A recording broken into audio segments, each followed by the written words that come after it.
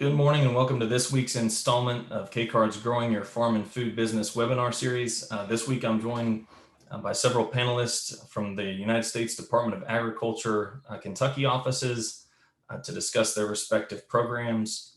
Before we get started, I want to introduce myself and my organization. I'm James Barrett. I'm the grant facilitator with the Kentucky Center for Agriculture and Rural Development.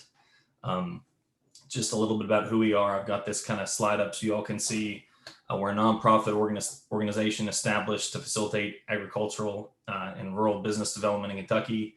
We provide educational opportunities, technical assistance, and business support services to new and existing agribusinesses. You kind of see the services we offer there, and we offer them for pretty much any stage. So it's never too early or too late to contact us or reach out. Whether you're looking for funding or whether you're looking for marketing assistance or a feasibility study, kind of any of these services you see or any more, you can certainly reach out to us. And if we don't provide them, we can certainly connect you with resource providers across the state like these on the call to further assist you, because that is one of the great things about Kentucky agriculture. I feel like we have an absolutely awesome ecosystem of technical service providers and funders who work closely together and understand each other's work so that we can efficiently get you to where you need to go to reach the right person to help you out. Now, let's see, we'll kick off today with Greg Stone from the National Resources Conservation Service. Let me pull up his slides right quick.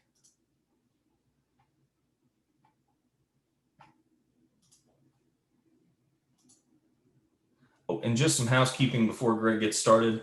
The chat function is off today. As in the previous webinars, if you joined us before, you can use the Q&A functions to ask any questions. And we will answer those both at the end of each presenter. There'll be a brief period where we can answer Q&A on that specific. And then at the very end, we've allotted some time to cover just general Q&A for the entire day.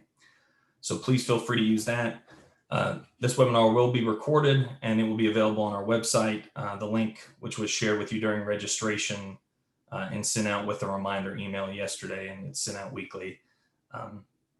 The kcard.info/growing your farm and food business with some hyphens in there. And Greg, I'll let you go ahead and take it away. All right, thank you, James. Appreciate it. Good morning, everyone. I want to thank James and K-Card for allowing the NRCS to be a part of your day today. So thank you. Go ahead, James, and pop us into the next slide there. I guess I maybe in the first slide, I should have said my name is Greg Stone. I'm the state conservationist for the USDA Natural Resources Conservation Service in Kentucky. And the next question might be, who is NRCS? We've been told that we are one of the best kept secrets in government. I'm not sure that's complimentary in any way, shape, or form, but unfortunately, we're not probably widely known in the community unless you're in the farm community. Farmers know us well, and that's maybe the most important thing. So who are we? I like to tell people that NRCS, we're on our third name now. We actually started as a soil erosion service, which was a little negative. We moved quickly from that name to the soil conservation service. Conserving was a better approach than erosion. So even though erosion was the main issue we were struggling with, we were born out of the Dust Bowl. So if you imagine the nation being struck with the largest man-made natural disaster of our history, people were looking for answers. This was a huge problem in its day. They reached out to a man named Hugh Hammond Bennett, who had been studying the problem for some years and believed he understood the problem pretty well. And out of that came an agency that was directed to solve the Dust Bowl problem. Of course, ever since, we've understood that problems with our natural resources on working lands, on agricultural lands, farms and ranches, protecting that is key to our national security. Being able to feed our country is a critical thing, and without healthy natural resources, that's not possible to do. So next slide, James. So our agency's mission to deliver conservation solutions so agricultural producers can protect natural resources and feed a growing world. And we are not a regulatory agency. Everything we do is voluntary. It's important to know that. We are invited to farms. We offer our services to farmers and ranchers, but we're not out there to get anybody into trouble. We show up with a white hat on, there to help people solve problems. We are also a science-based organization. We employ a lot of scientists, a lot of folk who study problems and solutions. So that's where we're coming from in NRCS, voluntary and science-based. Next slide, James. So what then do we do? We provide two kinds of help. One is called technical assistance, and basically it's the know-how. We have to be able to know what it is we're supposed to do long before we can do anything else, before we can bring those solutions. Now, there are times we also can bring financial assistance. We can bring dollars that will help solve the problem. But everything we do in NRCS starts with that technical side. So we provide technical and financial service to protect those natural resources. And we like to call it SWAPA, soil, water, air, plants, and animals. We also call it SWAPA plus H because there's a human factor in all of this. So simply put, we have sort of a motto. It's we help the people, help the land.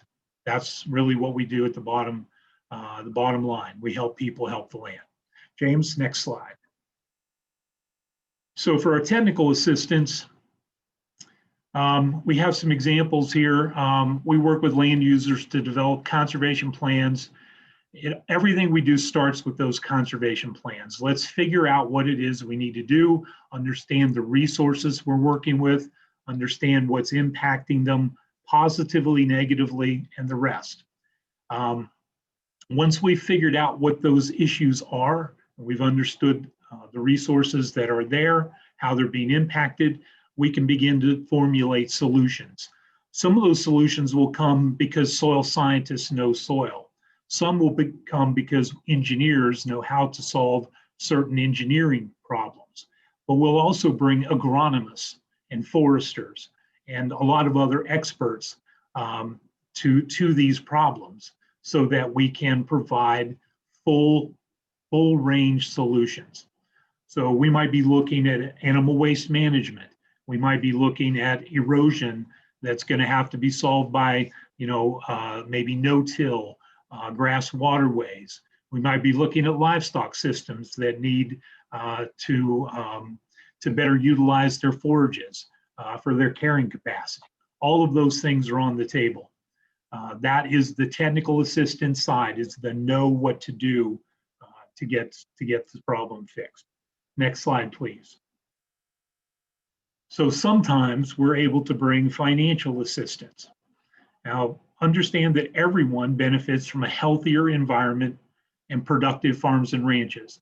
I personally plan to benefit at least 3 times today because there are productive farms and ranches in our country.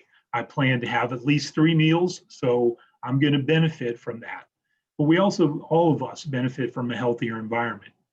Financial assistance is one of the ways that the public can help get those benefits on the land by sharing in the cost of doing those things that need to be done.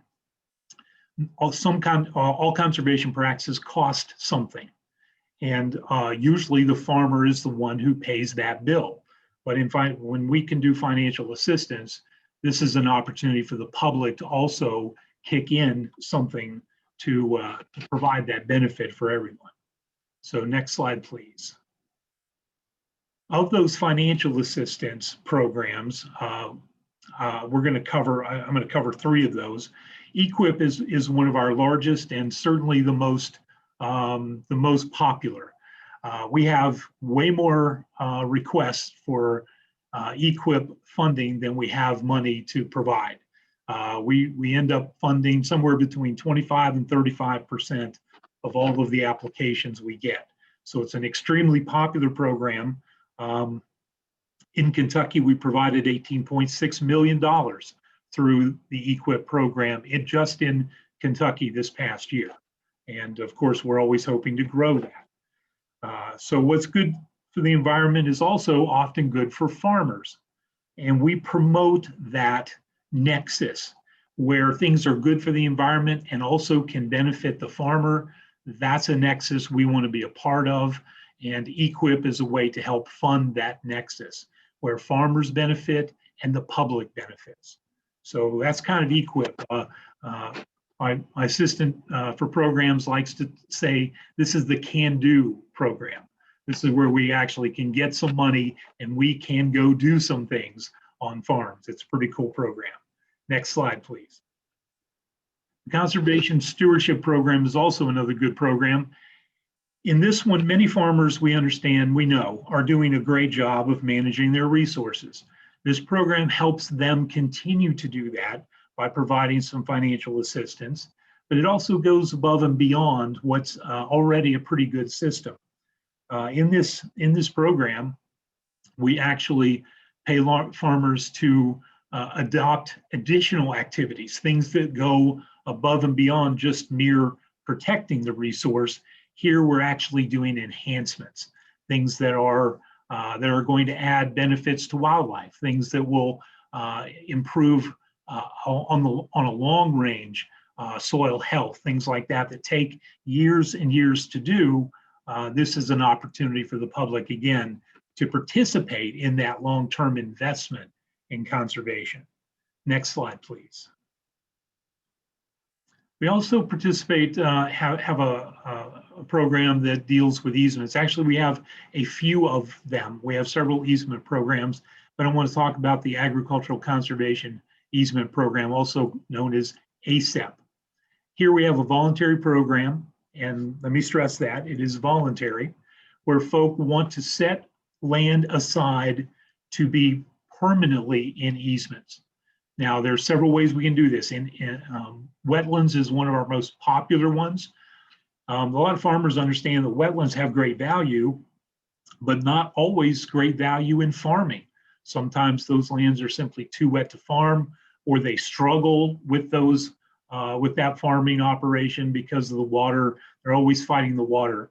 Talked to an easement holder just a couple of years ago, and he said we were standing on a farm that they had put into easements, and we were reforesting that farm. They had been, planting crops for years there, and the gentleman told me that his father had called that their everyday farm. And I said, "What do you mean by everyday farm?" He said, "Well, every day we'd come down to this farm and see if it was dry enough to farm."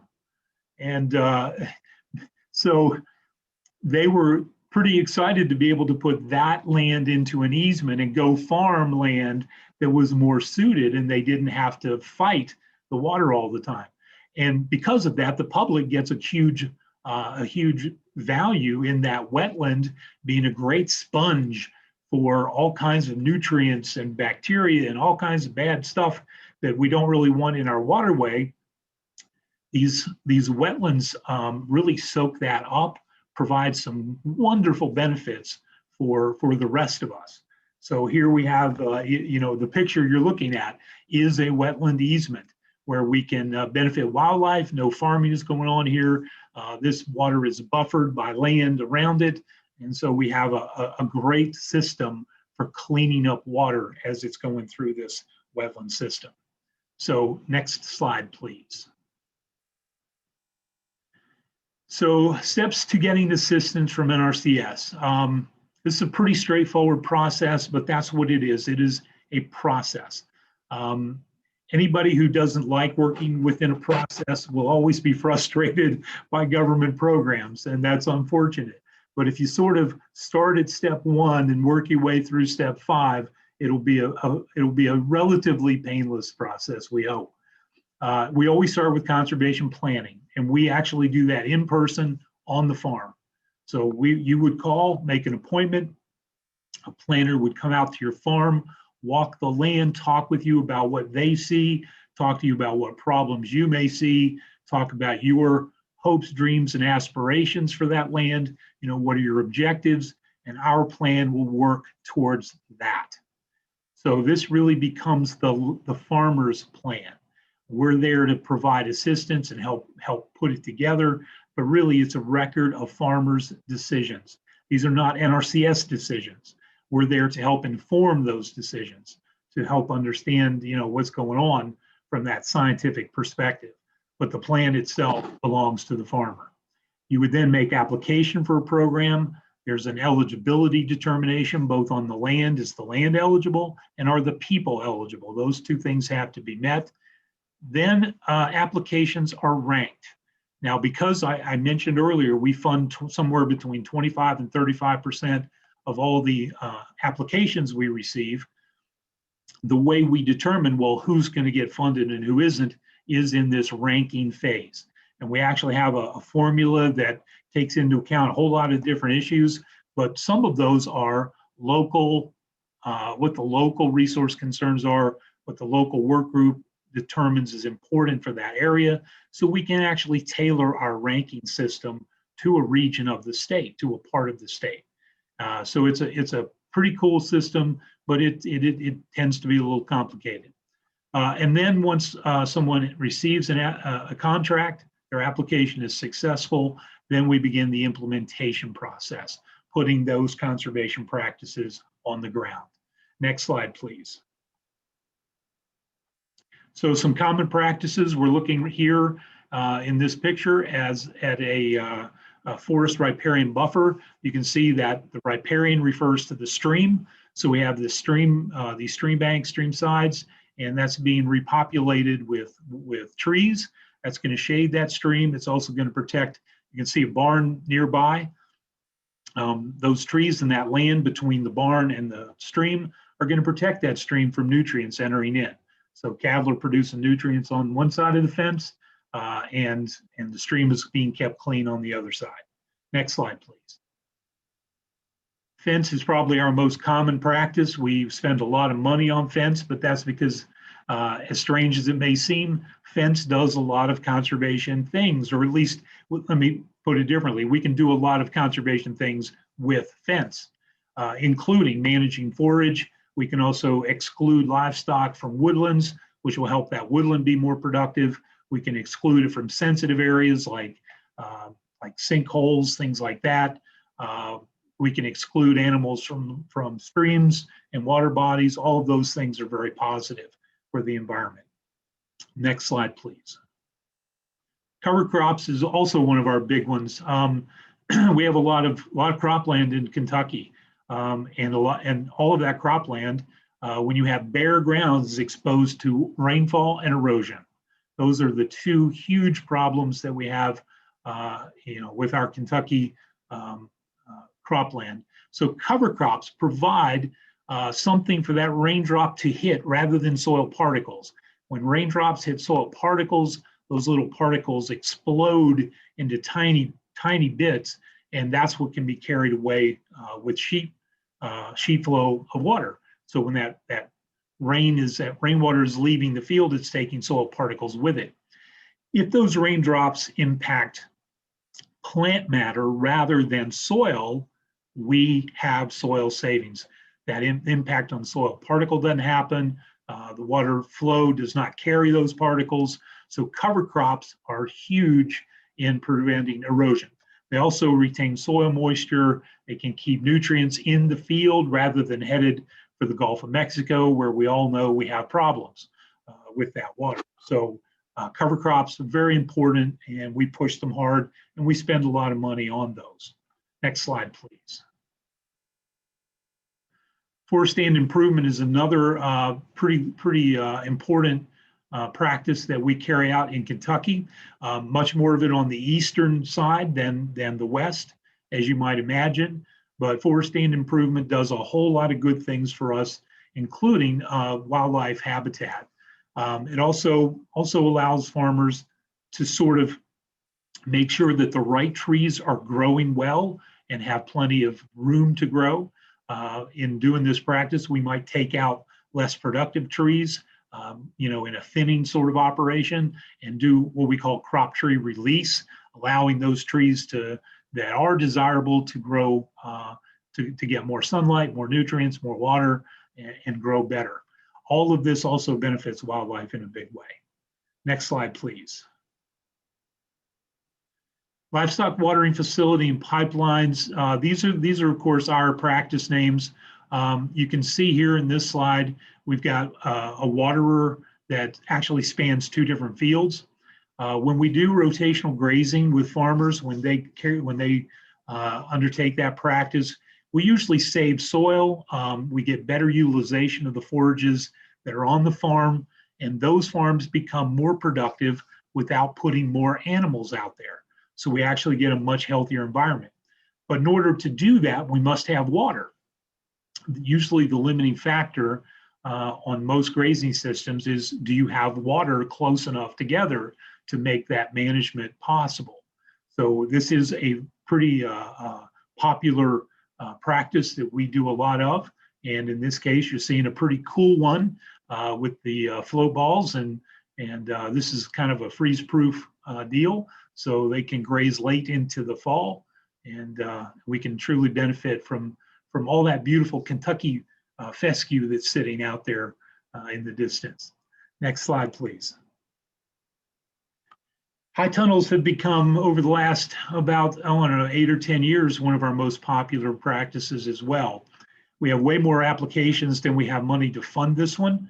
But in high tunnel systems, people call them hoop houses. I've heard other names for them. They're not greenhouses. The difference between a greenhouse and a high tunnel is that in a high tunnel, we are planting in native soil. So you can see there are no benches, there are no pots, there are no raised beds, there's none of that. We're planting directly into native soil, and that's the difference between a greenhouse and a high tunnel. So these high tunnel systems, one of the biggest things they do is they extend the growing season.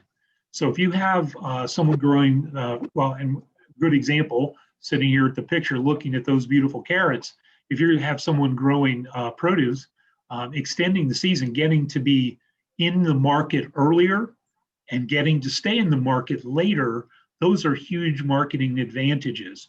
At the same time, we have a cover over this system, so we're not getting a lot of soil erosion. We have a lot of opportunity to control this environment so that people can grow more and grow faster and grow for longer. We get energy savings from these.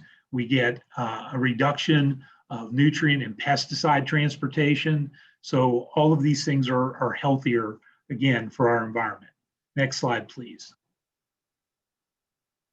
So landscape planning, we do some work that is bigger than on just a farm. Most of our work is farm by farm, but there are things that are bigger than a farm. For example, if we have a community that experiences frequent flooding, that's bigger than a farm. This impacts whole communities, and this is some of the work we do. In our emergency watershed protection program, we call it EWP.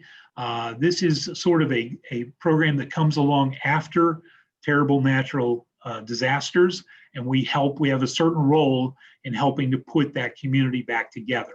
So if a stream was, say, severely impacted, we might help put that stream back together.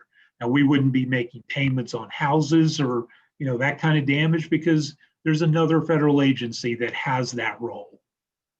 But in emergency disaster, every agency has certain roles that they fill, and we do ours through this EWP program. We also have a PL 566, our watershed and flood prevention operations program, and we've built 200 watershed dams in the state of Kentucky. Those dams are all part of that program, and they're there to actually prevent flooding. They actually capture runoff water before it has a chance to hit a stream or a community. It stores that water, and they release that water slowly over time. So those structures are there to help prevent flooding.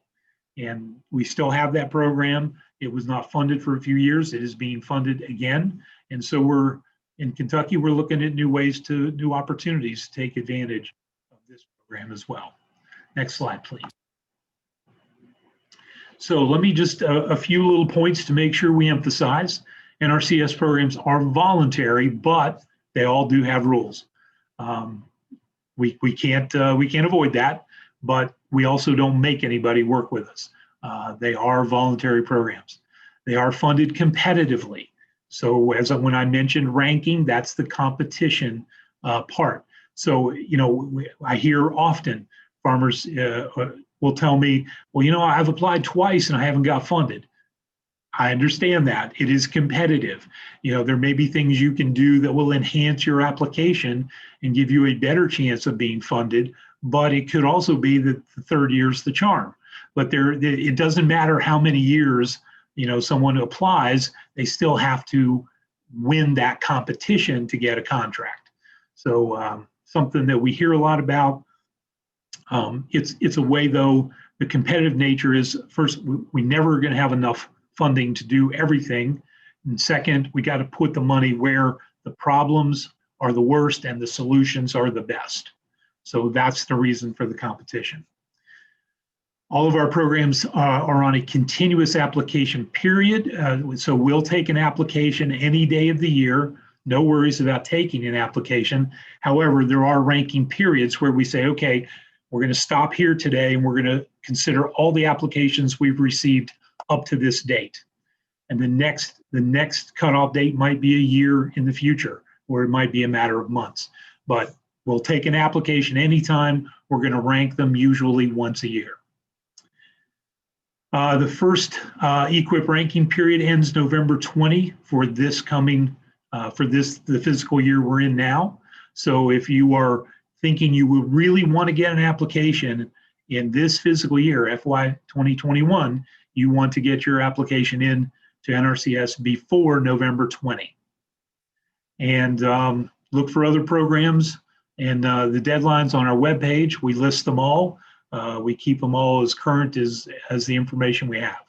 Next slide, please. So this is where you can find information. The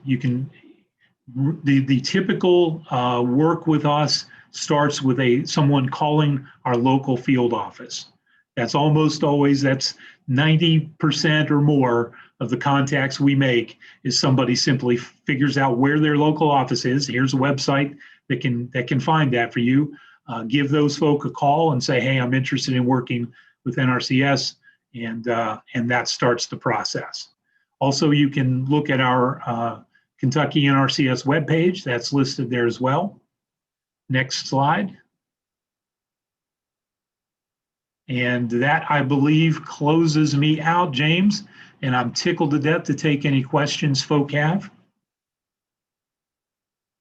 Absolutely. We did have a few. Let me pull those up right quick, and I'll share the screen right quick of that website, because our first question was, if the property's in Lawrenceburg, Kentucky, to whom would you call to set up a visit? And I'll kind of drop this link to the site so people can click on it actively through Q&A. But if you go to this site, you can click on the eastern or western half of the state. If you click on the eastern half, that's where you'll find Anderson County, which is where Lawrenceburg is. And it'll pull up a list of all the different agencies, Farm Service, NRCS. So that's the one you would want to contact. Is that correct, Greg? That is correct. Absolutely. Okay. Well, perfectly done. Okay, good deal. Good deal. So I'll stop that share then. And then we've also got someone that asked, how do you get cover crop? And I think that was kind of explained a little bit with your going through the application process of planning and having a visit from you guys and then going through the application. Absolutely. Well. That's correct. Yes. And then we also have, is there a minimum size requirement of a farm and can the land be leased? And those are kind of two separate questions. So take those as you will. Yeah, absolutely. There is no size limit. There's not a too little or a too big. Those high tunnels are quite small.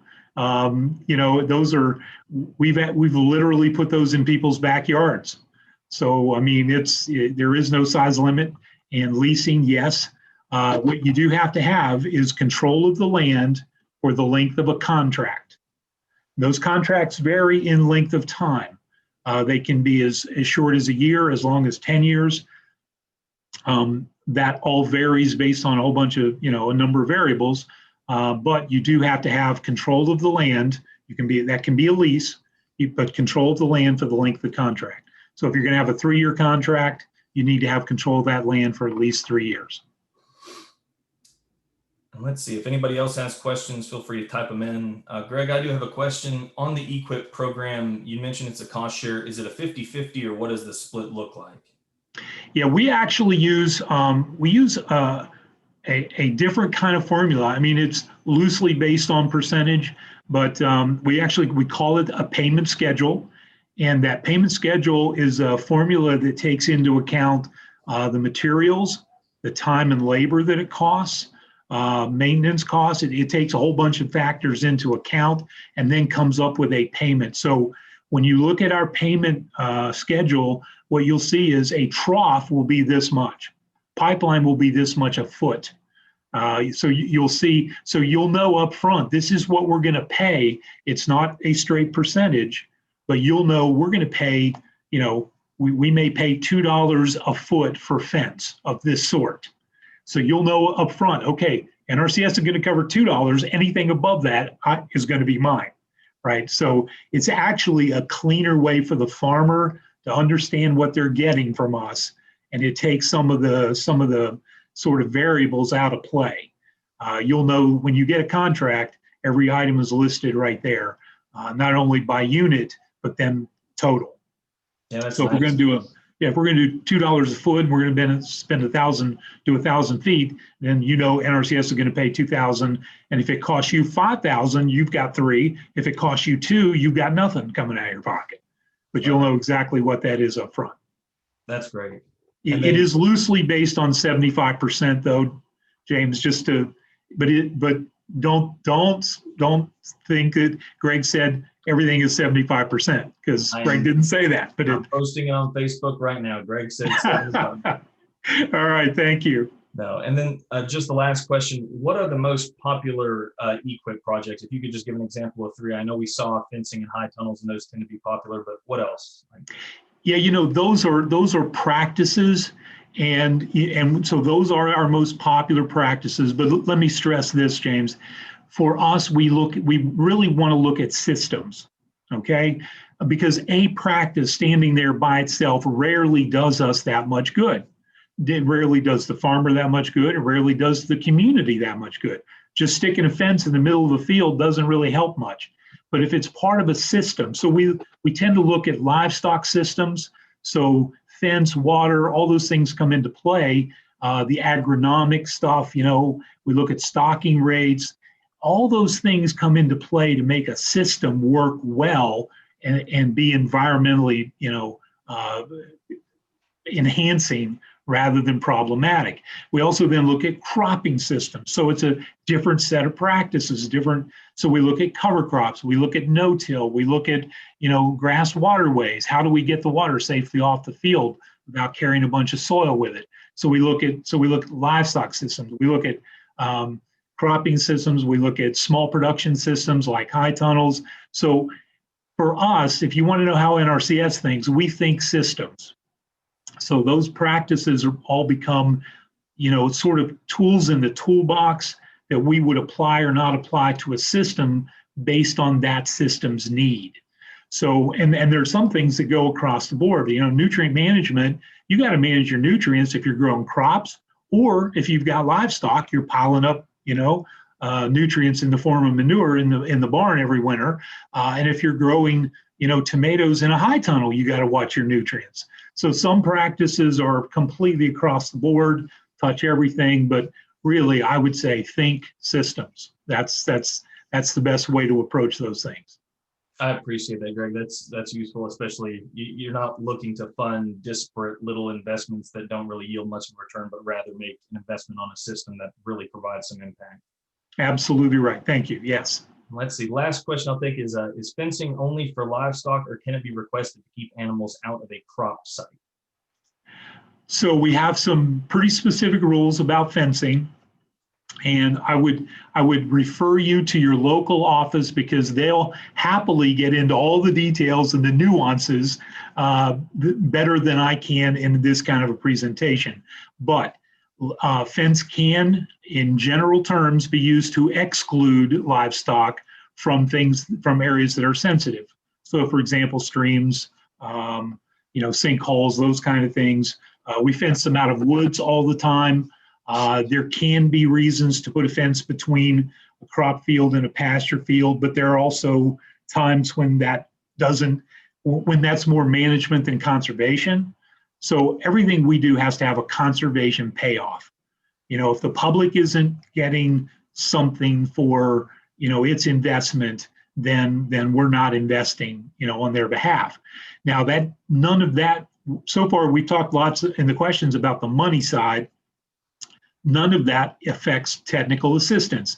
We can provide you technical assistance on anything, and it doesn't have to even be eligible for money somewhere down the road. We can simply help you know how to solve a problem. So technical assistance is really, frankly, the biggest benefit we provide folk. Financial assistance, is good. We're happy to do it. It's exciting to do it, and a lot of people want it. So we're happy to do that. But the two really do go together. And for the nuance, I'm afraid the local folk can help you best. Otherwise, we would be another couple of hours in this presentation. Yeah. All right. Well, Greg, I appreciate your time today. Next up, we've got Amanda Robertson speaking with the Farm Service Agency, also known as FSA. Amanda, I'll pull up your presentation as we get ready for it. All right.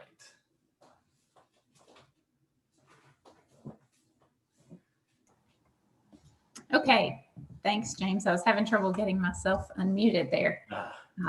It's a pleasure to be with you all today. As James said, I am Amanda Robertson with the USDA Farm Service Agency. Currently serve as the Regional Beginning Farmer Coordinator. I'm with our national outreach team out of Washington, D.C., but I'm housed here in Glasgow, Kentucky. So it's a pleasure to be with you today to inform you a little bit about the Farm Service Agency, let you know what we have to offer. So we'll go ahead and get started. So if you want to click on to the next slide, James. All right, here we have our administrator, Richard Fordyce, and the Farm Service Agency. We are a farmer-facing agency that serves America's agricultural community. We are the America's rural engine for economic development. As you will find, we have two parts to our operation. If you want to click on to the next slide. We do, as we move forward, you'll hear about our farm programs that we have to offer, as well as our farm loan programs. And we are found, I think you have seen this just as James pulled up the USDA Service Center locator. This is a map of the U.S. and we have over 2,100 county offices across the country. So everyone is serviced out of a USDA Service Center somewhere. Now, you may not physically have a service center in your particular county, but your county is serviced at some point through a USDA service center. So next slide. The Farm Service Agency, and just as you heard from Greg with the Natural Resource Conservation Service, the Risk Management Agency, we are all under an umbrella called Farm Production and Conservation. So you may see this from time to time. Those are the agencies that are grouped together under this umbrella. And that's because we do provide direct services to our farmers and ranchers across the country. We work one-on-one with them, just as you heard from Greg on the conservation programs, how they provide technical and financial assistance. We refer to them oftentimes as the boots on the ground people because they will actually go out to your farm, whereas opposed to the Farm Service Agency, we handle more of the paperwork. We do farm visits from time to time, but the Farm Service Agency ultimately is where you do all of your paperwork, where you bring your deed to your property in. If you have those lease agreements, like Greg talked about. You would bring those into the office. That's how we identify you, get you assigned to a farm so you can participate in the farm programs, whether it be through USDA, which is the federal government, whether it's through state government programs, county programs. 9 times out of 10, when you go to apply for a program, to get cost share assistance, if you're getting a loan, you've got to be tied to a farm in some form or fashion, whether you own it, whether you lease it, whether you're a tenant on the farm. Nonetheless, we have to associate you with farmland and tie you to that farm. And the Farm Service Agency is where that all happens. So it is basically the first government agency that you need to visit to bring your records into the office. And once again, if you're not familiar with your Farm Service Agency, that USDA Service Center locator is very helpful. There you can find, any office, any place that you're looking for in Kentucky. That contact information will be located there. So I highly recommend, if you've not done that, if you're just getting started, to build a relationship with those folks at the USDA Service Center. And in Kentucky, we're fortunate enough that 9 times out of 10, our offices are going to be co-located with NRCS. So it's very easy to take care of 2 things at one stop. So that's very convenient. So if you'll go on to the next slide. Okay, so if you're, and especially in these times in which we're dealing with COVID-19, the pandemic, unfortunately, our county offices are not open for business where you can come in. Normally we say you don't have to have an appointment, just stop by at any time. But during these times, we're doing things a little bit differently. And you're having to call into the office or do email, or you can go on farmers.gov. And this is an online portal that allows us to provide you with customer service. We can do the same type of work, the same things. It's just done a little bit differently. So farmers.gov is becoming an online portal for us to provide great customer service to you, and especially during these times that we're dealing with right now. Also, a lot of good information, program information can be found on this website as well. Next slide. So here's where we talked about kind of how our agency houses 2 different types of programs. We have the farm programs, which is our safety net programs, conservation reserve program. We do aerial photography in our field office, and we also administered the market facilitation program. And now, due to the coronavirus, we have the coronavirus food assistance program that we're currently underway with right now. So when we talk about aerial photography field office, what that is meaning is I went back and we talked about getting you associated with a farm. If you currently own property and you're not enrolled with the Farm Service Agency, this is where aerial photography comes into play.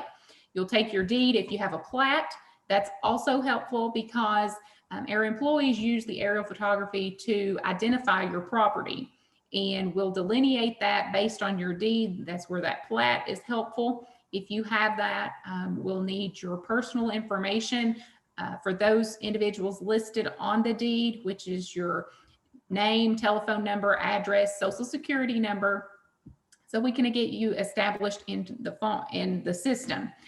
So once your property's been identified, we assign you something called a farm serial number. And on applications, it's often referred to as FSN. And that's what that stands for. A lot of people think that's a tax ID number or that's your social security number. It's the farm serial number. And that is housed within the Farm Service Agency. That's where that number comes from. And it's based off of that farm that you are associated with. So you'll have a farm number, then you'll have a tract number.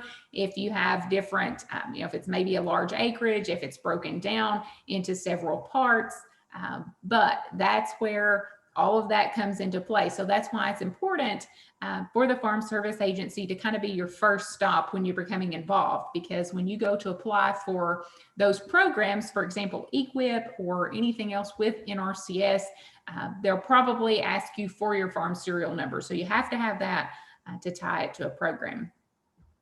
So then we talk about farm loan programs, which we'll go more in depth in these a little bit later on, but the Farm Service Agency is known as the lender of first opportunity.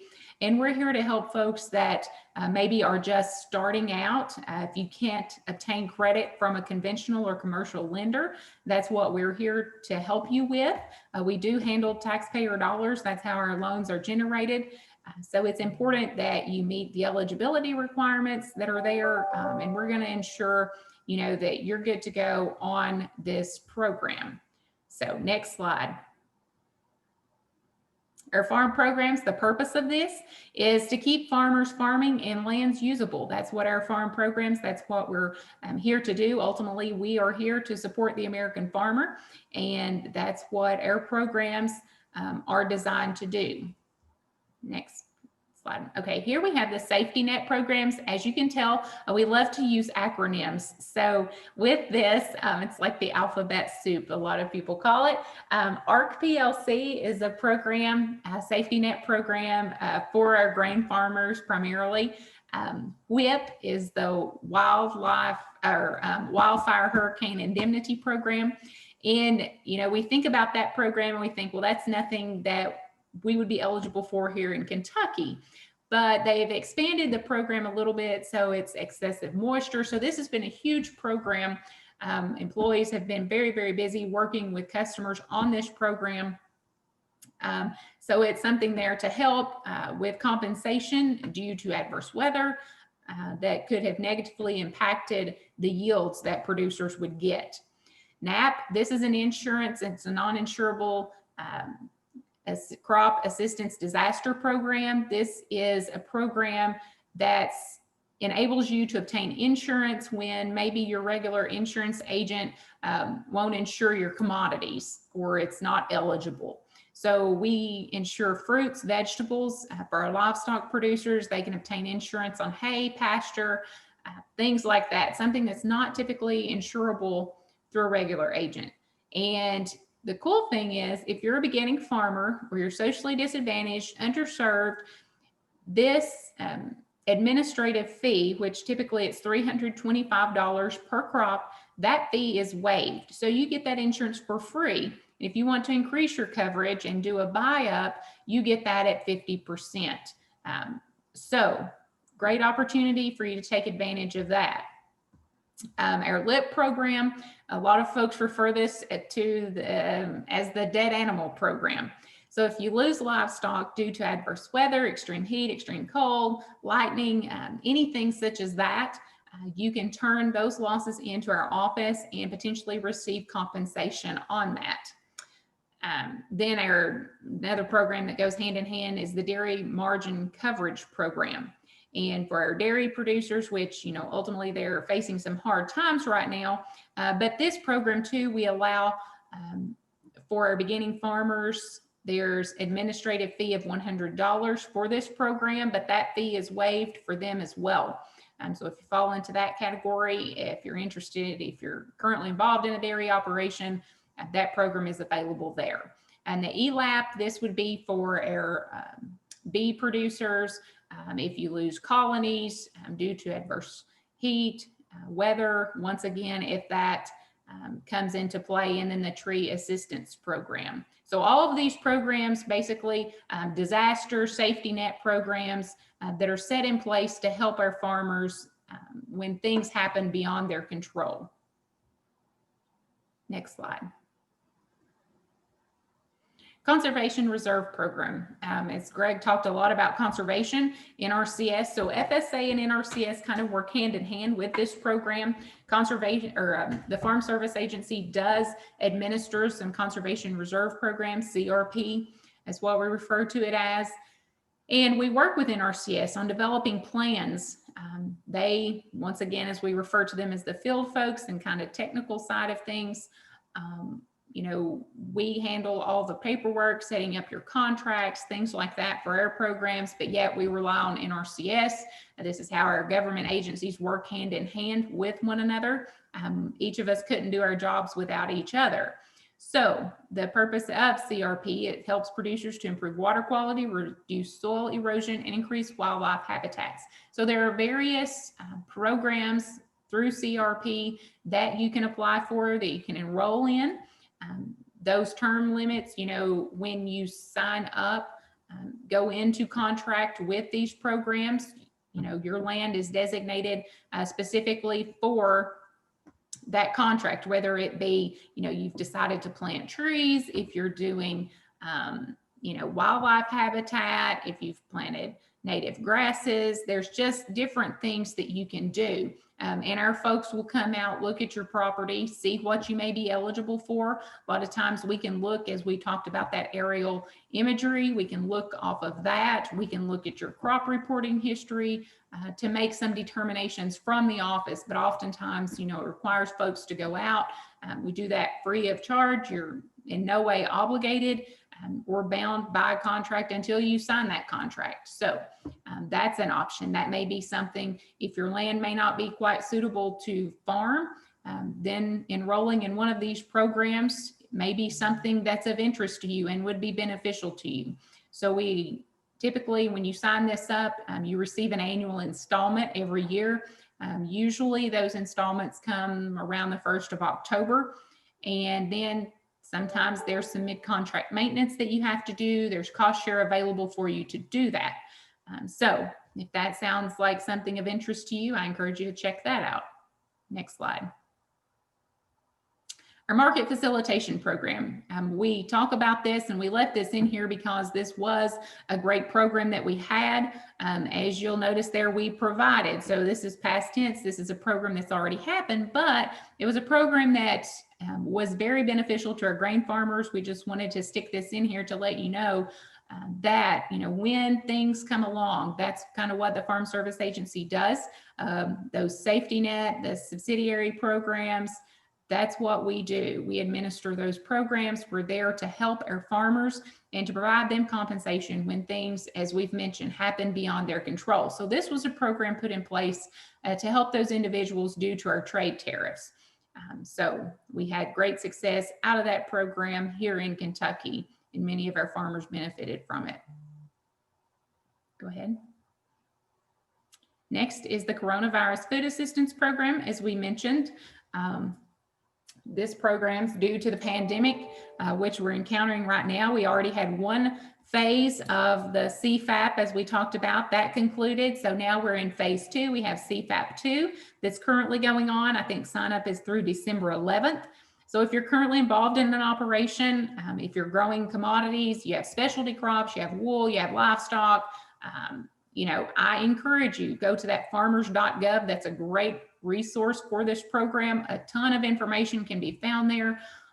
You know, we're currently continuing to work on that. We're continuing to gather information to provide it to our folks so you can have adequate information, but you can check to see whether or not your commodity that you produce is eligible for the program. There's a commodity eligibility checklist on there. A finder, you as an individual, you can look to see if you are eligible. You can apply online. You can connect with your local farm service agency. Again, there's many avenues to applying for this program. We've tried to make it as easy as possible. And we just encourage you, it's a self-certification program. You don't have to provide, you know, a lot of additional documentation that oftentimes you have to when applying for a program. But we stress that at any time you can be spot checked. So we encourage you to have your records readily available, have those up to date, and have those to where you can provide them should you be asked for them. But when you apply up front, you don't have to provide a lot of extra documentation on the program. Next slide. Okay, our farm loan program. We have the direct farm ownership. We have guaranteed programs. We have something called a microloan, even a youth loan. And we like to have something for everyone to participate in. This is an avenue for a lot of our beginning farmers, a lot of farmers, as we mentioned, that's maybe stumbled upon some hard times. We're here, our program's designed to help them to get back on their feet. Next slide. Okay, so here we kind of go through each of the programs. We won't go through these in detail, but to hit some of the high points, our direct operating loans, the thing about our programs is low interest and no down payments required on these loans. So through our direct operating loans, those typically are termed over 7 years. If we're talking about livestock equipment, now if we talk about crop inputs for a lot of our row crop farmers that we help to assist to purchase their inputs each year, of course, that's on a 1-year note. So that's going to be due back within 12 months. But if you have what we call those intermediate assets, those are typically always termed over 7 years. That's the maximum we can go. Another thing to point out about our type of loans, there's no penalty for paying those loans off early. So that's always helpful to our farmers to know. $400,000 is the maximum loan limit on our operating loans. Historically, for many, many years, it was $300,000 with the 2018 Farm Bill. Those limits were increased, so we were very thankful for that. Just like with our direct farm ownership loan, for many years that was maxed out at $300,000, which kind of tied our hands on a lot of producers that we could help, because depending on where you are, even across the Commonwealth, the price of land can vary drastically. So in Eastern Kentucky, that $300,000 could probably help a lot of folks, but you get over in Western Kentucky, we couldn't touch them. So $600,000 on our farm ownership loans with a maximum term limit of 40 years. Again, no down payment is required on that. So it's a great program. We're able to help a lot of folks. The microloan program, again, this helps a lot of our beginning farmers. We see a lot of young folks participate in this. If you're just getting started in farming, even a lot of our veterans, which they are encompassed in the Beginning Farmer Initiative. So the microloans have been very, very beneficial to several of our customers. It's $50,000 or less. It's a simplified loan process. You do not have to have experience to get these loans. We do require, request that you have a mentor, someone who can help to guide you kind of through the process, through your operation, if you're totally new to that. There is a 3-year requirement of farming experience if you're looking to get a farm ownership loan. So we look for 3 years out of the past 10 for farm experience. However, we do have some things, some flexibilities with the new 2018 Farm Bill that can take place of those years of experience. But ultimately, we like to see that you've got that experience behind you. You've had managerial duties, because as I mentioned, we're handling taxpayer dollars, as well as we're not wanting to set anyone up for failure. So we want to see that you're well equipped to be able to manage your farm, that you're going to be successful, and it's something that's good for you. Next slide. Okay, our guaranteed loans. This is for our larger operations. Oftentimes we see this with our poultry operations, our large row crop farmers over in Western Kentucky. If you go beyond that $400,000 for operating purposes, you go beyond that $600,000 for farm ownership.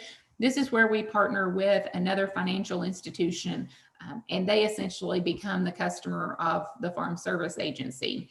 The farmer works directly with that guaranteed lender, and the government then guarantees that loan up to 95%. So it's a great program that if it goes beyond what we can do on our own through a direct program at FSA, it gives us another option for our farmers to where we can still in the end ultimately help you.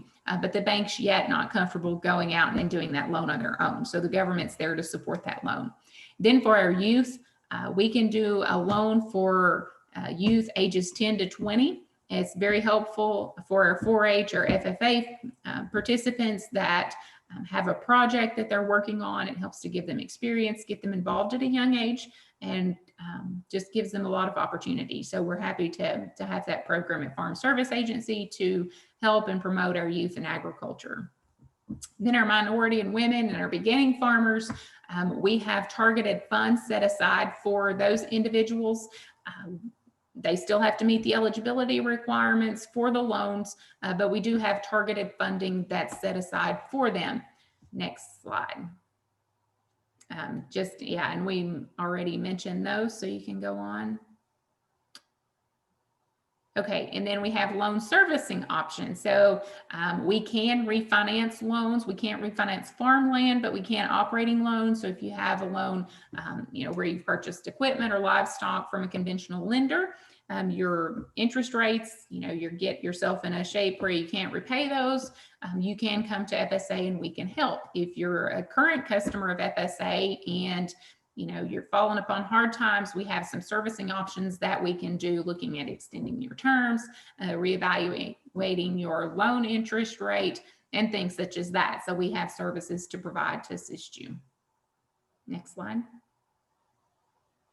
Okay, and so as we mentioned, we are all across the country. We are here to help our farmers, our ranchers, and other producers to manage risk and grow your business. Hopefully, we want to help everyone to be successful. No, we can't completely carry you through, but we can provide these programs like we've talked about to assist with your operation and help you whether it's weather-related disasters, whether it's due to trade tariffs, things like that, anything beyond your control. We usually try to provide programs to help you to get back on your feet, to help in time of need. So we are here to serve our farmers and ranchers across the country. Next slide.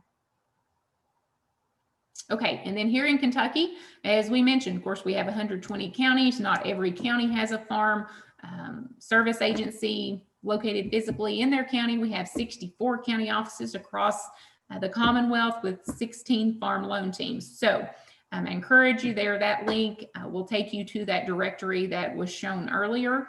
And then our department is headed up by Brian Laceville. He is the state executive director out of Lexington, Kentucky, where our state office is. He's a counterpart to Greg. They work very closely together. So we are here to service you. I encourage you to reach out to us at any time for all of your needs that you may have. So next. And then just in summary there, what FSA has done, and we continue. As we mentioned, we're here to provide customer service to our farmers and ranchers. And so with that, if there's any questions, we're happy to take those. Yeah, it looks like we've got one for you. It's does USDA have the FSA Farm Plus program? They wanted access to the high definition satellite images and they can no longer log into the site. Yeah, so that's farmers.gov is probably now everything's kind of converting over to farmers.gov. So you can check with the local office there and they can help you. It may be, call it e-auth indication, getting your level 2 access, granting that. So it may be that you need to connect with the local office and get some assistance from them, and they can provide some direction on that. Okay. And then I had one question just to clarify. You said you can refinance operating loans, but you all can't refinance like farm ownership loans, correct? Right. We can through the guaranteed program, but through direct, if it's 600,000 or less, then we can't do farm ownership refinancing. Okay, good deal. Yeah. Well, Amanda, thank you so much for your time today, and we appreciate you sharing all the great resources that FSA has to offer. And if we have any questions come in, and this goes for all presenters, if we have any questions come in through the kcard@kcard.info email that'll be attached to this, that we can't answer, we'll reach out to the appropriate presenter and have them answer it and get back to you on that. Okay? Okay. Sounds good. Thank you. Good deal. Thank you.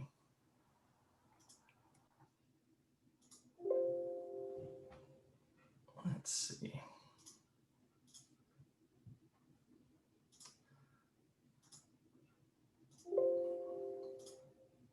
And our next presenter is going to be Dean Tandy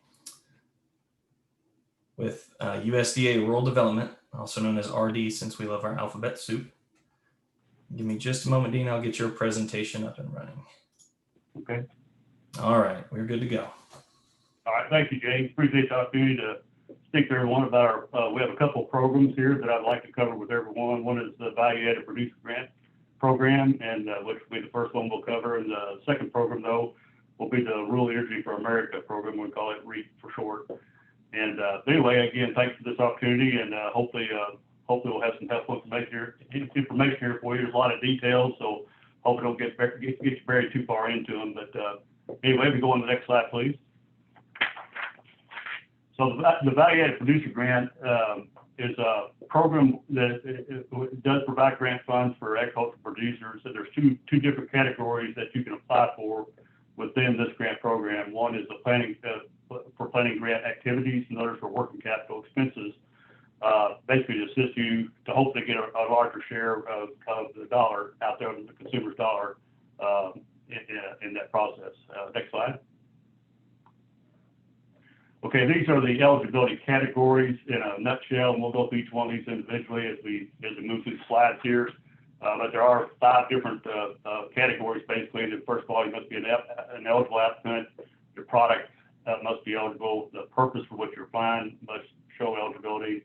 And there is a matching funds requirement, eligibility requirement, and there's some others that we'll cover here. So the next slide. So to be in that, as far as the applicant eligibility is concerned, there's 4 categories here. The independent producer, it could be a farmer, rancher, cooperative, agricultural producer group, or a majority controlled producer-based business venture. Here in Kentucky, we've been running the program for a number of years, and so far the only type applicant that we've had come through our program here in Kentucky has been the independent producer. Now, the independent producer can be formed as an LLC, that type of stuff. So that's always an option there too. But like I say, so far that's been our primary applicant, which basically an independent producer is any farmer basically out there in Kentucky that has a farming operation. Pretty much is going to qualify. So next slide. So the product eligibility is the next slide here, and there's different categories that the product can fall into to become an eligible for the value-added producer grant program. The first one listed there is a change in physical state, which is typically a very common type of process, like tomatoes into salsa, things like that. Or it can be produced in a manner that enhances the value, and it must. But if you do that particular eligibility option, it must reference a business plan. There's just physical segregation, like you could be raising a crop on your farm that is physically segregated from everything else on the farm for whatever reason. There could be an ag commodity that is a source of renewable energy. And the next one is locally produced agricultural food product, which has gained some traction in Kentucky, I think, in the last several years with the program. And but the customer base must be expanded, and a greater portion of the revenue must be available to the producer. Those are 2 bullet items I really stress a lot every time I go through this with people, is that the purpose of this program is to help you make more money. The purpose of this grant program is that's the main line of the program. So the bottom line of the program. So that's looked at very, very closely. Want to make sure that you're doing something that is going to help you to become more profitable in a farming operation. Next slide, please. So again, going back to the 2 different categories, there's planning, and the planning category could involve a feasibility study, a business plan, or a marketing plan. And on the other flip side is the working capital, and that's where your money, the grant money, can be used for things like labor, inventory, and advertising. The things I'll mention on this, we typically don't see a lot of planning activities applications for the grant program, and I think that's unfortunate in a way. I understand the mentality behind that, but it's still, I think there's something to be gained by actually going through a process of planning for something rather than jumping straight into trying to jump straight over to the working capital side of the program as quickly as you can get there, kind of thing. But of course, KCARD can assist with feasibility studies and business plan, marketing plans. They're certainly have done a lot of that and provide a lot of assistance in Kentucky in those areas. And so going on to the working capital, you can apply for the working capital for things like it says labor and inventory. The thing I'll stress on that particular slide there, though, is that as far as labor is concerned, you cannot pay yourself to do the labor for the project. You or your family members, stuff like that. If you're hiring someone, it's truly an arm's length transaction where you're hiring someone off the street to come in and help you with the labor for the project. Yes, it can be used to help pay them. And a lot of the working capital funds are used for these particular categories. There are some other things that can be used for, but this is by far the major portions of it. But anyway, another thing I was going to mention on this is that you can apply for a planning grant in a cycle, as the cycle comes around to apply. You can apply for a planning grant, get awarded, go through the study, make sure you know what you're doing, how you're going to get there. And then the next cycle comes around, you can apply for working capital for that project you had the planning study done for. So that's how keep that in mind, that option is certainly there, and it's worth considering. So next slide. So matching eligibility, this is a big one to get a hold of. There is a 50-50, this is a 50-50 grant program. So if whatever amount you apply for, there is a 50% match to that. So as it says on the screen, the match must be spent at a rate equal to or greater than grant funds. In other words, you can't spend the grant funds first and then spend your match later. Not able to do it that way. And match must be provided by the applicant or a third party in the form of cash or in-kind funds. And then the last one, match must be spent on eligible purposes and must be from eligible sources. So we'll get into more detail on the match here, but especially on the in-kind here. But again, it is a 50-50 matching requirement. Next slide. So here we're talking about how the in-kind match, how it's determined here. It can include appropriately valued inventory or raw commodity. In other words, whatever your commodity is that you're wanting to do a value-adding process to, that's considered inventory, and that can be your match. That can be all 50% of your match, potentially. Or you can also have applicant or family member time up to 25% of the total project cost to provide adequate, but you have to provide an adequate explanation. So that's where this is the one I think gets a lot of people's attention, of course, and it could be very beneficial, obviously. The way we want you to document the value of the applicant or family member time is to you have to go through other sources, outside sources that provide that information from a standpoint of not just writing down something on a piece of paper, but where you've got a source someplace from a government agency or wherever it may be that identifies the value of that particular what that activity is that you're doing and what the value of that time is on a broad scale basis of looking at it across the board. So next slide, please. The other things here that we want to mention eligibility is the grant period eligibility and completeness eligibility and market expansion, which these are going to be covered in the next several slides here. So go ahead, please. So the grant period eligibility cannot be more than 3 years. The grant is limited to a 3-year term, and what's published is what's called a NOSA, or Notice of Solicitation of Application. That will be like a 7 or 8 page document that is put out to the public from our national office, and that will give you all the details of that particular cycle for the application process and what the timelines will be, what all has to be in the application, where you submit it. I mean, it gets into all the details that you need in order to properly submit an application to the agency for the program. Like I said, it can be for a maximum of 3 years. Typically on a working capital side, that's where you're going to see potentially a 3-year application time frame. On the planning grant side, we never see a 3-year time frame. Never have yet, I'll put it that way. Most of the time, those are 1 year or less time frames on the planning grants side of the program. But it is important to understand that on the working capital side of the program, if you're applying for the working capital, that it can be, the maximum is 3 years, but it doesn't have to be a 3-year project. It can be 1 year, 2 years, 3 years. It can be anywhere along the line there. And the only thing I generally stress on that is that most of the time people come in with working capital for 3 years, and that's fine. But the one thing I always want to mention at least is that as farmers, you know that you don't necessarily have 3 perfect years in a row all the time. So if you want to think about it from that angle, you might want to look at maybe looking at a 2-year application cycle, or 2-year plan, and then if you did have a problem one of those 2 years, you could ask for an extension on your project for the 3rd year, and we could grant it. But if you apply for 3 years and something goes wrong, we can't extend beyond 3 years. That's the maximum amount of time that we could go for sure. So anyway, that's just food for thought. I know, like I say, most people do tend to go ahead and apply for the 3 years on the working capital type application. So next slide, please. This is very, very important. Can't stress this one enough either. Your application has to be complete.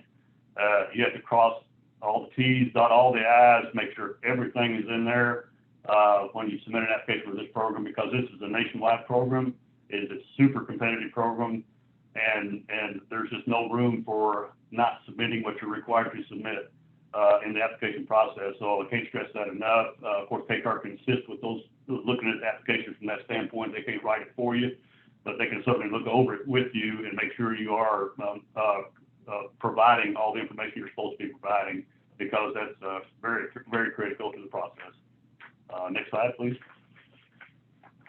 Okay, this is on market expansion, and this is kind of a niche of the program, so to speak, where actually you can look at, if you first of all, to apply under this particular category of market expansion, you must be an independent producer to be qualified for this, and you must be applying for a working capital type application at $50,000 or more, and you must be doing a market expansion of an existing product that you've been producing for a minimum of 2 years, and you must also back this up with a business and marketing plan, and but a feasibility study would not be required for this particular niche part of the program here for market expansion.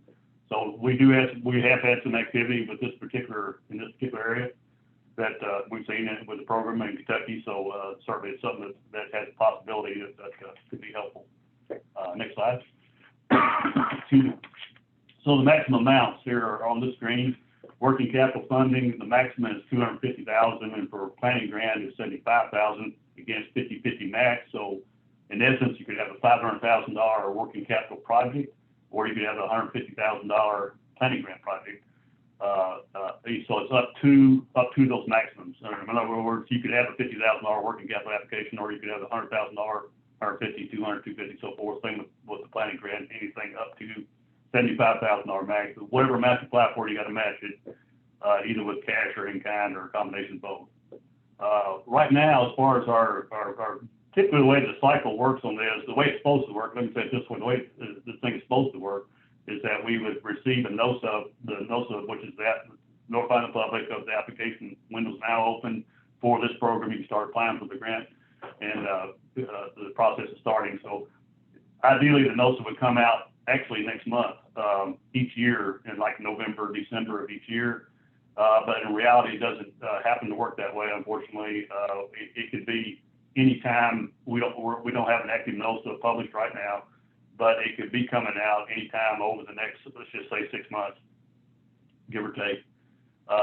And it'll, so main thing I would tell you on that is to just be sure to just keep up with it. I think KCAR, of course, has information on all these programs coming out, and so keeps up with it very well. And of course, there's you can go on the websites and follow it through that, or you can contact the office, the offices across the state. A lot of ways of getting to that information. But so anyway, that's just more than likely. My guess is we'll see a NOSA published in the next 5 or 6 months for this next cycle. So next slide, please. So the application deadline is one of the things you have to provide in the application process, and the KCAR is also aware of like the Dun and Bradstreet numbers required. They know there's a process you go through to get that, which is out there, and a system, what we call SAM, System for Award Management, is required. So you got to make sure you got those things done kind of up front, right at the very beginning of the whole process, and don't wait till the last minute to start that for sure. The top bullet there, technical assistance provided up to 14 days prior to the application deadline. What that's referring to is our agency, Rural Development. We can provide, if you have questions for us that are of a technical nature about the application, then we can assist you with that up to 14 days prior to the deadline. And beyond that, up to the last 14 days, they don't want us doing that because it can get really crazy, to be honest with you, and overwhelming, because the natural tendency, unfortunately, is for people to procrastinate a little bit and wait to the last minute, and then we end up people getting upset and that kind of stuff. So we try to our best to help everybody as much as we can, and we want to do that. but we don't want everybody waiting to the last minute and trying to figure out how do we do this, kind of thing.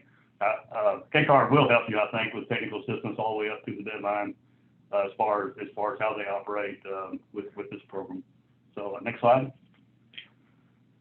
Excuse me.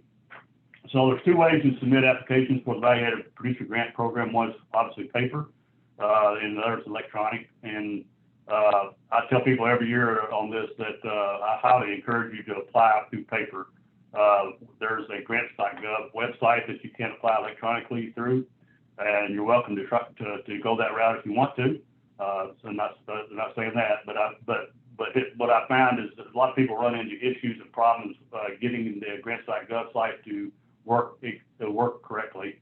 And if you wait kind of up at the last minute to do that, you could really run into some problems that could be pretty frustrating for you.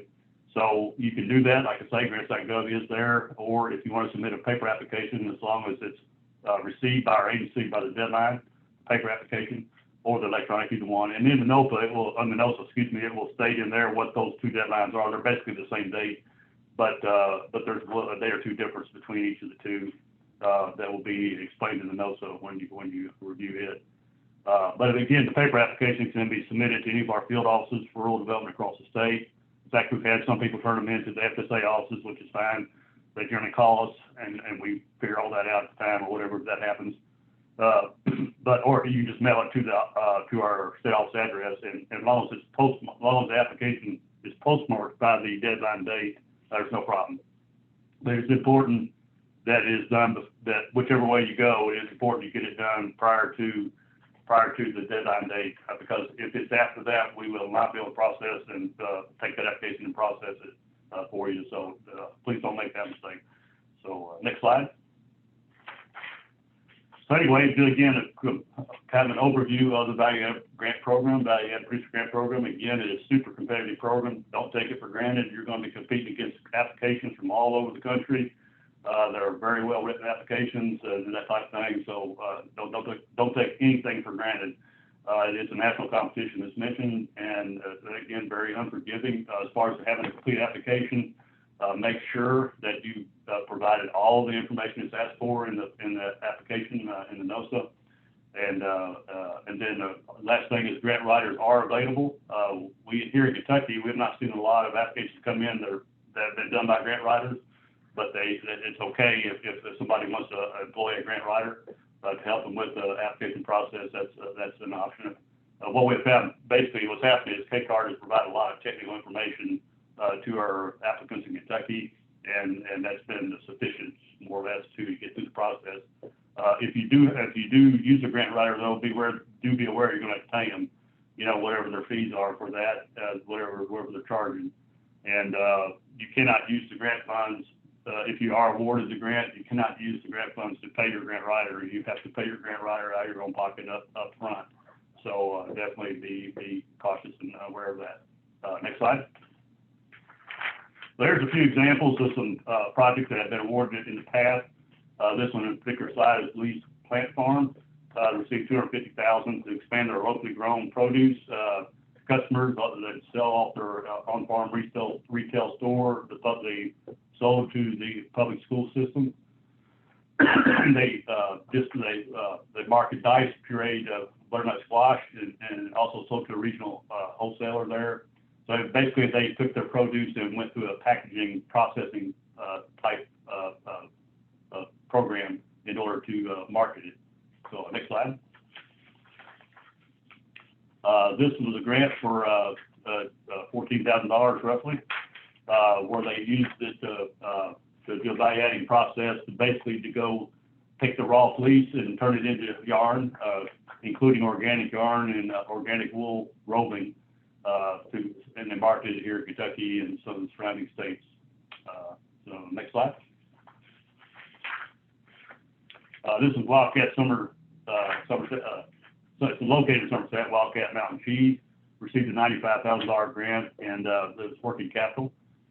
So they were using this to increase their production and sales of their cheese products, artisan cheese and cheese curds. they used the fund was used to marketing, working capital funds were used for marketing and sales, which typically is, like I said earlier, that's most of the time where the money goes toward marketing, sales, and production for packaging, labeling, those types of things. Next slide. This was Lazy 8 Farm. They received about $50,000 working capital grant. This is for market expansion for their certified organic produce that they have down there. So next slide. This is Farmer Joe. He's down in Mercer County. Got about $224,000 grant for processed and packaged pasteurized chicken, duck, turkey, and pork, and sold through wholesale and retail outlets across the state and up in the Cincinnati area. And I think that's a picture of Joe and his son there, and some of the turkeys, I guess. So next slide. Little Bit Farm received a grant. They're basically what they do is vegetables, and they marketed their vegetables, of course, off their farm and to schools in their area, and I think farmers markets, of course, things like that. So next slide. So as far as the Value-Added Producer Grant Program is concerned, here's our contact information. I'm Dean Tandy. I'm in the state office here in Lexington, and we have across the state, we have Mark Mason, Tanya Mosley, and Robbie Fink. Each of those three cover like central, western, and eastern Kentucky, kind of southeastern Kentucky regions of the state. So we're all available at those contact points for any questions or that you might have on the program. So next slide. I want to jump over to the Rural Energy for America program, leave value added here behind for a minute. This is, again, it's what we call the REAP program.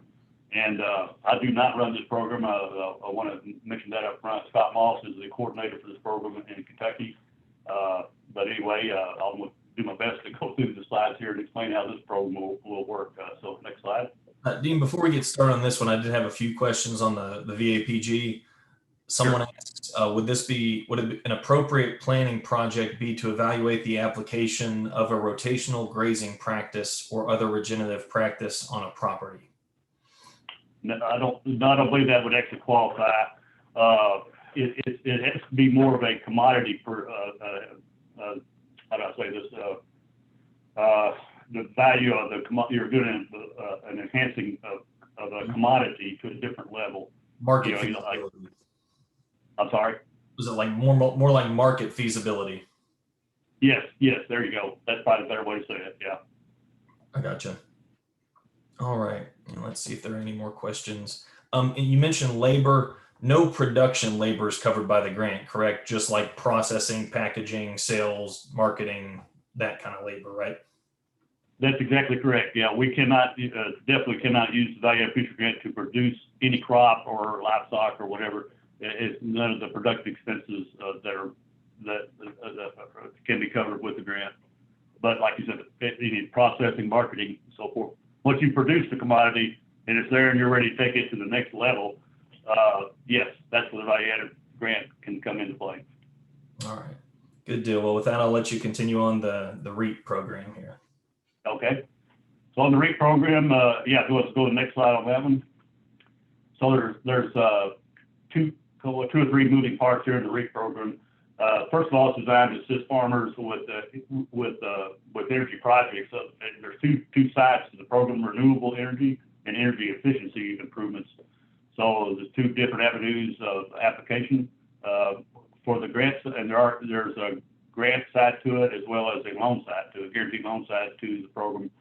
So under the grant side for the REAP program, it gives you the numbers there. If you're applying for a renewable energy type of application, the grant can be a minimum, has to be a minimum of $2,500 at a maximum of $500,000.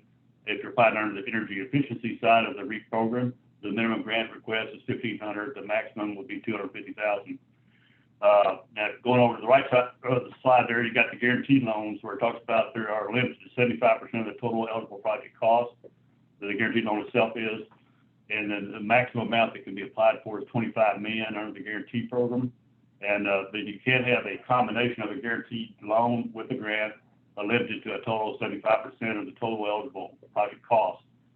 25% grant and 50% guaranteed loans, how that breaks out. So the most popular program in Kentucky by far in this particular program is the energy efficiency side of the program. In just a general sense of it. So next slide. Program eligibility for the REAP program. So you can, the applicant can be a rural small business or an agricultural producer can apply. If it's a rural small business, it has to be located in a town population of less than 50,000 in Kentucky.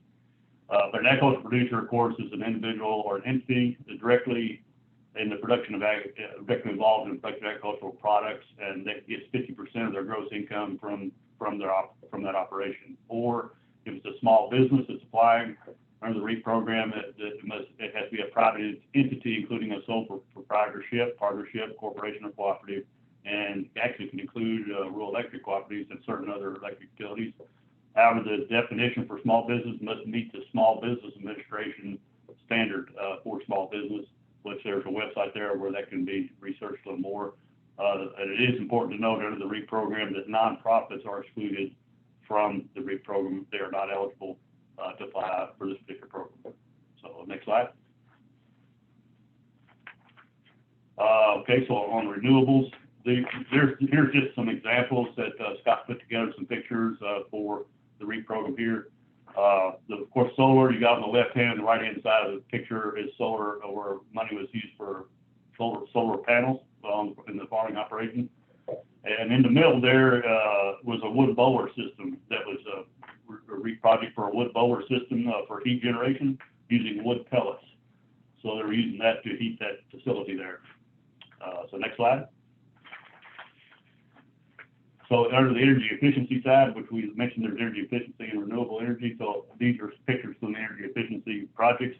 The top left one is where funds were used for LED lighting there in the ceiling to assist with that. And then on the right-hand side, there's a grain dryer. There was funds used for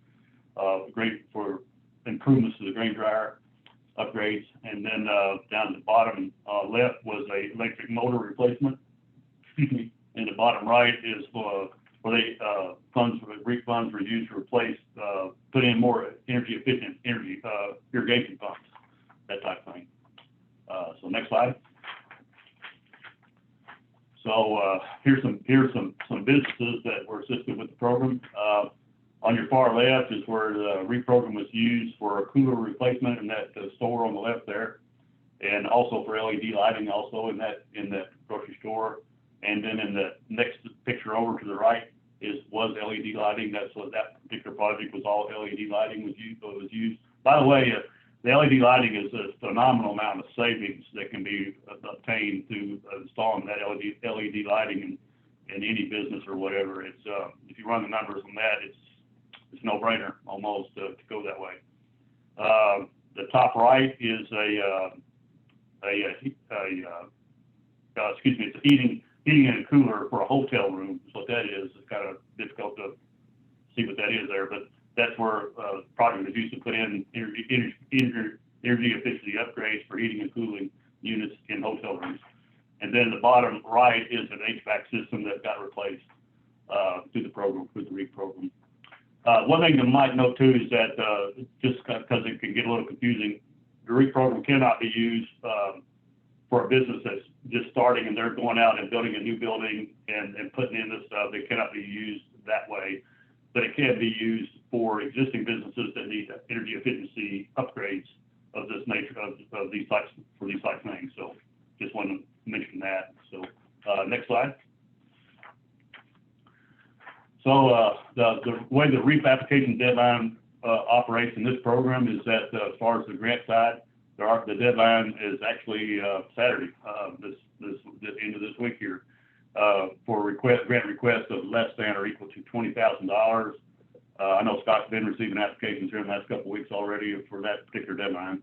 And then the next deadline for the grant request is March 31st of 2021 for grant requests either less than equal to or less than 20,000 or greater than 20,000. You got the same deadline for either side of coming up here on March 31st here in a few months. The guaranteed loan program side of the REAP, the program is open throughout the year. There's no deadlines. You can make an application anytime if you're applying for a guaranteed loan, not a grant. And then of course there's the website. It gives you all the, you can go in and get a lot of the detailed information there for the program there. Next slide.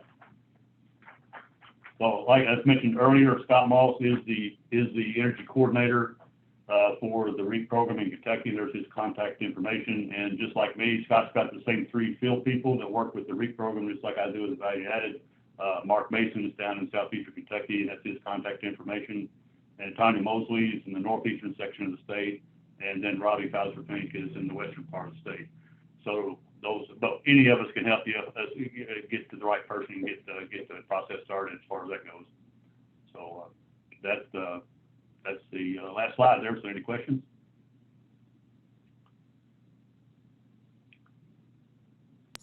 We don't have any questions yet. If some trickle in, I'll be sure to answer them or notify you. We're a little bit over time, but I'm gonna zoom right through the Farmers Market Promotion Program and the Local Food Promotion Program offered by USDA AMS, or the Agricultural Marketing Service, and then we'll have a brief Q&A session thereafter. So feel free to continue to add questions into the Q&A box while I roll through this presentation. So both of these programs, both Farmers Market Promotion Program and Local Foods Promotion Program, are kind of focused on increasing the sales and revenue to farmers, to multiple farmers, to producer groups, to individual farms that partner with other farms and things of that nature. So we'll go ahead and get started with the Farmers Market Promotion Program. So its purpose is to help improve and expand farmers markets, roadside stands, community supported agriculture, agritourism activities, and other direct to consumer market opportunities for producers. There are several different kind of stratas of grants here. The first is the Community Building Grant, which is intended to assist participants in the development, coordination, and expansion of farmers markets, roadside stands, CSA programs, agritourism activities, online sales, which is a large one since the COVID impact that hit, and other direct to consumer market opportunities. These grants really should demonstrate a direct benefit to farm and ranch operations serving local markets. And it shouldn't really just be one farmer or one rancher, because while they're eligible to apply, and in the eligibility that we cover, you'll see that you can be a producer or producer group. If you apply as a single producer, it's kind of inherent in that application that you'll include others, because it's not really here to fund just one farm or one, to benefit one producer. It's here to get a multi-farm impact and to really spread the net wide and draw on as many producers as you can to benefit. But yeah, as you'll see here, projects can include but not limited to the following participants there. And I'll just let you all read through those while I discuss the bottom. It is a $50,000 to $250,000 grant. It does require a 25% match, kind of as with VAPG, except this one's only 25, not 50. But you'll still have to have, some skin in the game to be able to apply for this. And then there's the Community Development Training and Technical Assistance Grants, which are intended to assist applicants' efforts to provide outreach, training, and technical assistance to farm and ranch operations serving local markets, and to help them kind of develop, coordinate, and expand their farmers markets, CSA programs, and things of that nature. Truly in Kentucky, we don't see a lot of these being pursued by individual farmers. They're typically pursued by organizations, by nonprofits, kind of like KCARD or others, who are already funded through different federal grant programs or perhaps through these specific grant programs. But you can kind of see what projects can include there. They're conducting statewide or regional farmers market, rancher or manager training, assisting farmers and ranchers in advertising and promoting, establishing or expanding producer to consumer networks, and providing technical support for smaller mid-sized businesses, mid-sized farmers. And the funding range on that one as well is $250,000 to $500,000, so a little step up, requiring also that same 25% match. And just the application information, we anticipate it to open sometime mid-April. As Dean said, all bets are kind of off, especially with COVID being the case. We aim for about a March open. It often typically happens closer to mid-April, and then we'll close the following month. So it's a short application period. If you're interested in applying, if you have a project in mind, it's certainly good to contact us early to go ahead and get the ball rolling on that, because we can write, honestly, most of the application outside of the formal application itself. That way you can just copy and paste most of it in, and you'll already have it defined out. And then I also say, please join our Funding Matters email list for further updates, and I'll kind of plug that real quick. Every 2 weeks, I send out a biweekly email that just covers the grants that are currently open or the grants that are coming open soon that may be of interest to individual farmers and ranchers throughout the state of Kentucky. And you can respond to that email with questions on any of the little blurbs that I mention in a given week. And also, kind of as Dean had mentioned, we provide assistance in applying up to the day of, and we certainly don't encourage waiting till the last second, because mistakes often do happen. But we will help you inside that 14-day window. We do encourage you to utilize, Dean and USDA when they will provide application review for completeness to verify that outside of 14 days. But within 14 days, we are happy to assist and provide review services for you at no cost. All right, and local food promotion program, similar purpose to help support the development, coordination, and expansion of local and regional food business enterprises to help increase access and availability of local and regional produced agricultural products. This one has a planning grant, which you can use in establishing or expanding local or regional food business enterprises, and activities can include, but are not limited to, market research, feasibility studies, and business planning. As Dean mentioned, we do provide business planning at no cost, market research to an extent at no cost. Feasibility studies are something that KCARD does charge for, and it's just on a case-by-case basis depending on the scope of the study and what it's covering. The funding range for this grant is $25,000 to $100,000, requiring that 25% match as well. And then the implementation grant, used to establish new local and regional food business enterprises, or to improve or expand existing local or regional food business enterprises. So this kind of is a really good follow-up on the planning grant. Like Dean says, we often don't see a lot of planning grants. When we do, it kind of excites us because we feel like they have, if you can get a planning grant funded, we feel as though you have a much better opportunity of going back to the well that second time for the implementation grant, and having kind of a better competitive shot at it, because these grants, like VAPG, are extremely competitive, nationally awarded grants, or will be competing against every state. So every bit of help we can get is kind of valuable, which is why we encourage folks who are kind of just starting out or interested perhaps in determining the feasibility, instead of saying, well, let's determine the feasibility by getting an implementation grant and seeing if it works or not, do a feasibility study, kind of humor the AMS department and build those relationships, glean that knowledge, and then go into the implementation grant, kind of like with VAPG. After you finish up that planning, you can roll it right into the next implementation grant cycle. And here, activities can include training, technical assistance for the business enterprise or producers, outreach and marketing to buyers and consumers, and non-construction infrastructure improvements to business enterprise facilities or information technology systems. We anticipate the information technology systems will be popular this year again due to COVID and people really amping up their online stores and online sales of food products. The funding range for this one is $100,000 to $500,000 with a required match of 25%. And the application information mirrors that of the Farmers Market Promotion Program, which we anticipate to open in mid-April and close a month later in mid-June. Same pitches as before. Contact us early if you're interested, and we'll be happy to help you work out the details well before the application period opens, because that 30-day window opens and shuts quicker than 30 days may feel like. So we encourage you to reach out to us if you're interested. And again, I'll be sending out blurbs in these funding matters that cover when these are available, or shortly before these are available, and definitely when they do become available as well. And that is all that we have for today. I'm not showing any questions in the Q&A. I know we went about 15 minutes over. I greatly appreciate you all staying with us for that. Again, if you're watching this down the road in the future on the recorded website, please email kcard@kcard.info with any questions you may have, and we'll reach out to the appropriate presenter, the appropriate department to help get an answer for you. So with that, I will thank all the presenters today. Amanda, Dean, Greg, thank you so much for joining us.